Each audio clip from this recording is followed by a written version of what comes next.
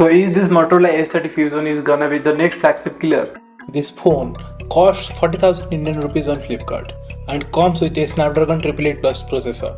Has a curved Full HD Plus panel which is OLED, 8GB of RAM and 128GB of storage. Front and back panels are protected by Corning's Gorilla Glass 5 series. So I will mainly cover its performance, its battery life and camera performance in this review. Jumping to the first aspect of this video, the performance.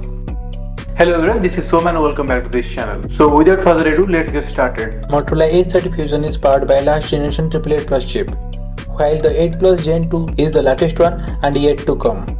The 8GB DDR5 RAM and 128GB UFS 3.1 storage just complements the processor to run smoothly. I personally don't follow the Geekbench course, but if you're looking for the score, here it is on your screen. Everyday tasks like social media scrolling or casual gaming can be performed without any problem. This phone tends to hit mildly while gaming or any GPU oriented task. You will get Wi-Fi 6E and 6, so you can download or upload data at almost 100% speed over your Wi-Fi 6 enabled router. My internet connection has a 100 Mbps plan and I am getting almost 100 Mbps speed over Wi-Fi as well.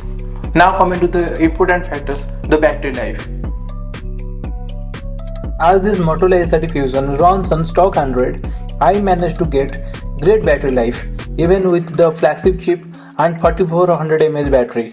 Motorola has done tremendous job in optimizing the battery. I usually get around 6 to 6.5 hours of screen on time on light to moderate usage. You can expect somewhat around 5.5 to 6 hours on your typical usage as well.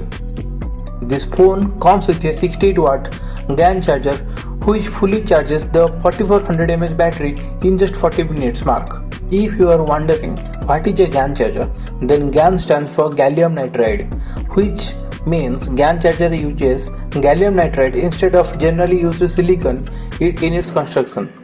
This results in a smaller charger, makes it more energy efficient and faster charging than a regular silicon based charger. Now coming to the third aspect, the cameras.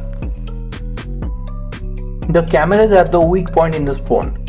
Look at the sample photos and videos. They just look okay.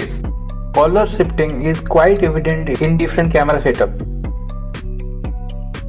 So this part of the video is being recorded by the rear view camera.